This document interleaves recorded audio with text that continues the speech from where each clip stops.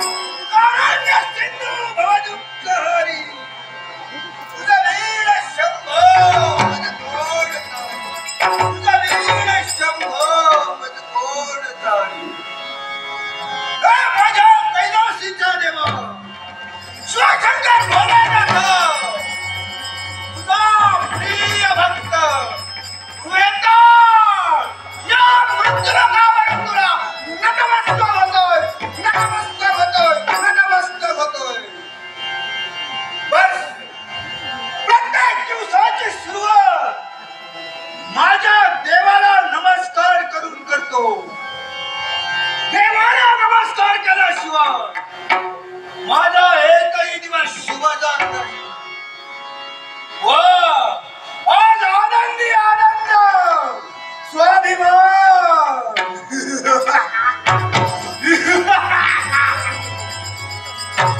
कोणत्या गोष्टीचा शिव शंभो भोलेनाथाचा प्रिय भक्त म्हणजे वेताळ. माझ्या देवाला मी प्रिय असल्या कारणाने माझ्या देवानं या वेताळाला या मृत्यूला पाठविलं. आणि आज या मृत्यू लोकात पिशाचांचा अधिपती वेताळ पिशाचांचा अधिपती म्हणजे संपूर्ण मृत्यू लोकांना ओळखला जातो. आठवताय ते दिवस हा वेताळ एकेकाळी होता कोण झाला कोण. एक काळ असा होता त्या काळी शिवशंभो भोलेनाथाचा द्वारपाल म्हणून वेताळ कार्यरत होता. पण झालं काय काळ सण एक दिवस निमाना कर्तव्य नित्य नियमाप्रमाणे पूर्ण करत असलेली पार्वती मातेचा मंदिर पर्यंत झालं. द्वारातून आत प्रवेश करणं काही कारणास्तव मातेची पावलं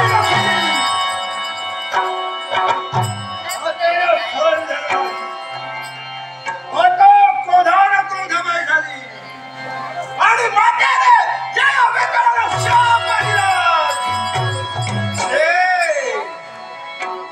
शाप हे शब्द ऐका शाप हे शब्द ऐका त्याच्यातील अश्रू अनावर पण मातेच्या मुखातून निघालेले शब्द शाप कोणता असेल. हे वेताळ या द्वारावर तू मला रोखिलेस पण ऐक माता तुला शाप देते. शाप कोणता. वेताळ मृत्यू लोकांच्या ठिकाणी मानवामध्ये जन्माला मानव म्हणून मृत्यू लोकांच्या ठिकाणी जन्माला असे दिवसांदिवस लोटू लागले. मातेच्या मुखातील शब्द खरे होऊ लागले. वेताळ शाप भोगण्यासाठी निघाला आणि एक दिवस मृत्यू लोकांच्या ठिकाणी जन्माला आला. मृत्यू लोकांचा राजा हरिश्चंद्र याच्या पवित्र वीर्यापासून माता तारामती याच्या पुतरी या वेताळाला जन्म घेतला. मातेच्या उदरी 2 पुत्र जन्माला आले. एक हा वेताळ दुसरा भैरव माझा बंधू. कळू लागल्या दिनापासून वसिष्ठ ऋषींच्या मार्गदर्शनाने शिवशंभो भोलेनाथाची भक्ती अन्नाचा कण पाण्याचा थेंबही गिळत न करता वेगाने चंद्राला भक्ती केली. शिवशंकर प्रसन्न झाले आणि शिवशंभो भोलेनाथानं त्या भक्तीवर प्रसन्न होऊन दोन बंधुरा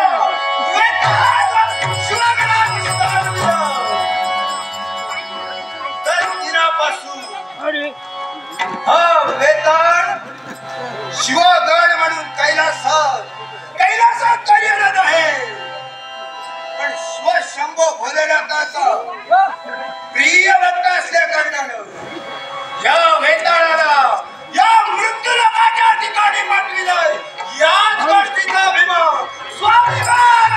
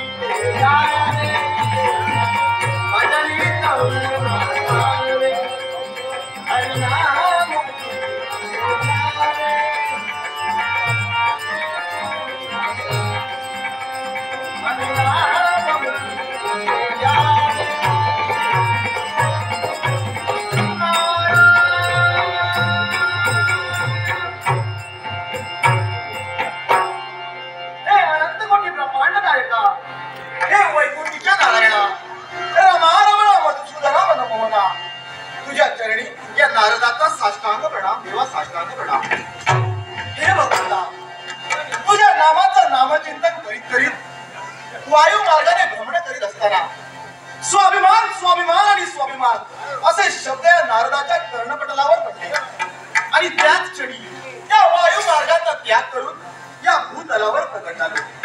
पाहत होत काय, भूत पिशांचे अधिपती आणि शिवगणांपैकी एक वेताळराज या मृत्यू लोकांच्या ठिकाणी घाबरले आले असतील आणि याचसाठी त्या नारदाला या ठिकाणी यावं लागलं.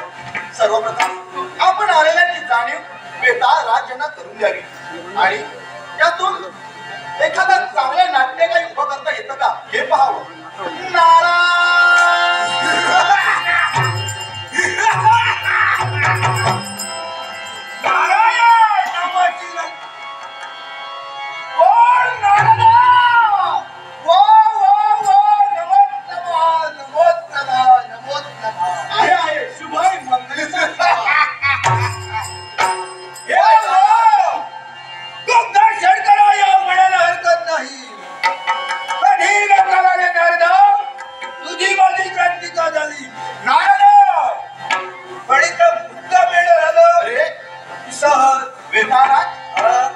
अरे आश्चर्य नवल की चमत्कार. भूत पिशांचे अधिपती प्रत्यक्ष वेताळराज या भूतलावर मृत्यू लोकांच्या ठिकाणी काय करतोय. माझ्या देहाचं जर का निरीक्षण केलं असेल काय जाणवतंय? आनंदी आनंद. तुझ्या देहाचं जर काही निरीक्षण केलं असेल तर आनंदाच्या उकळ्या फुटताय. स्वाभिमान स्वाभिमान आणि स्वाभिमान. अरे कसला स्वाभिमान. हे नारदा, स्वाभिमान वाटतोय माझ्या देवाचा. अरे आणि माझा नारद, त्याला कारणही तसंच आहे. काय कारण आहे. कैलासीचा देव शिवशंभ भोलेनाथ बरोबर आहे, याचा कित्येक भक्त आहे. बरोबर आहे, बरोबर. बरोबर आहे. पण मी एक असा भक्त आहे, माझ्या देवाला मी प्रिय आहे. त्याचं कारणही तसंच आहे. देवाने मलाच्या मृत्यूलोकी पाठविलाय आणि पिशाच अधिपती वेताळ म्हणून ओळखला जातोय. म्हणजे हे वेताळ, तुझ्या म्हणण्यानुसार तू शंभू महादेवांचा सर्वात प्रिय. अरे मला हे पटत नाही. हे नारदा, काय तुझ्या मुखातून शब्द बाहेर पडतात? अरे तुला पटत नाही? मला एक सांग, जो स्वर्गलोक आहे त्याचं अधिपत्य कोणाकडे आहे. स्वर्गलोकाचा अधिपती स्वर्ग लोकांचं अधिपत्य देवतांकडे आहे. जो मृत्यूलोक आहे तो मनुष्यांसाठी तयार केला आहे आणि जे पाताळ भुवन आहे ते दानवांसाठी, यक्षलोक यक्षांसाठी आणि गंधर्वलोक गंधर्वांसाठी. या पिशाच्यासाठी काय आहे. देवाने या मृत्यू लोकात पाठविले आहे. अरे, अर्थात मृत्यू लोकात स्थान बनावे. हा जो मृत्यूलोक आहे हा मनुष्यांचा आहे. तू भूत पिशांचे अधिपती आहे. तू शिवगण आहेस. तू राजा आहेस. परंतु तुझ्याकडे राज्य नाही. नारदा, बोलण्याचा भावार्थ. अरे राजा आहेस पण तुझ्याकडे राज्य नाही. काय उपयोग. म्हणजे मी पिशाचांचा अधिपती आहे पण माझ्याकडे राज्य नाही. राज्य नाही तुला वाटतंय. देवाचा तू प्रिय भक्त. नक्की. म्हणून मृत्यू लोकांच्या ठिकाणी पाठवलं. हो. अरे देव तुला काहीतरी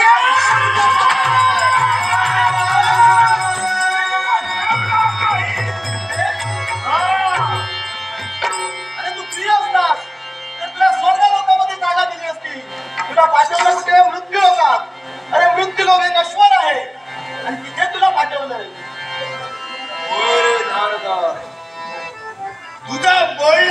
हळूहळू मला पटू लागलंय. पटतंय ना?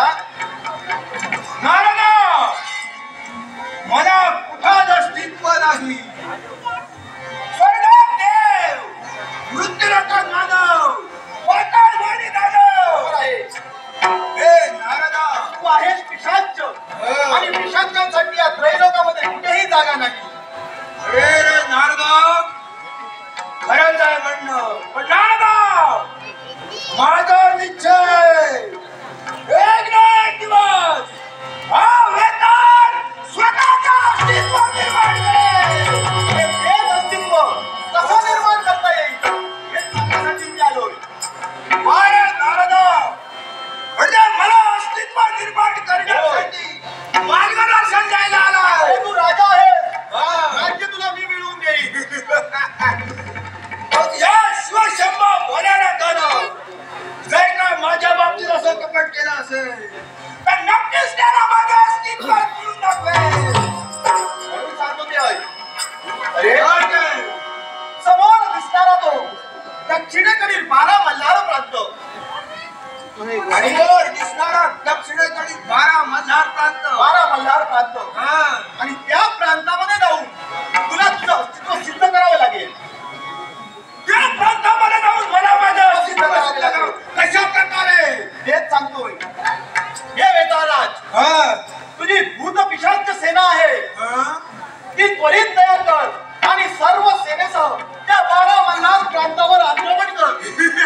आणि त्या 12 मल्हार प्रांतातील जी मनुष्यवस्ती आहे त्याला त्या पिशाच बाधेने बाधित करून तुझं अस्तित्व तिकडे सिद्ध कर. वा वा नारदा वा. शबास नारदा, आज एकाएकी अभिमान वाटतोय तुझा सुद्धा. योग्य वेळी येऊ, योग्य ते मार्गदर्शन तू मला केलंय. माझी पिसाटच्या सेना उभी करून त्या 12 मल्हार प्रांताच्या ठिकाणी आक्रमण करू. होय, त्यांनी सर्व मानव जातीला पिसाच्या बाजूत करण्यासाठी तत्पर होईल. उत्तर होईल. म्हणून वा सांगतोय नारदा. वेताळराज, तुला मी प्रथमच सांगितलंय हा. तू राजा आहेस पण तुला राज्य मी मिळवून देईन. म्हणून म्हणतो क्षणाचाही विलंब न करता तुझ्या पिशाच सेनेला हात दे. नारदा, विलंब नकोय. माझ्या पिसाच्या सेनेला मी हात देतोय. माझ्या सहाय्यासाठी माझी पिसाची सेना येईल. पण नारदा, माझी सेना कुठूनही येऊ शकते. त्यामुळे सावधान. सावधगिरीचा इशारा तुला देतोय नारदा. यावेळी माझ्या पिसाच्या सेनेला हात देतोय. कोण या पिसाच्या?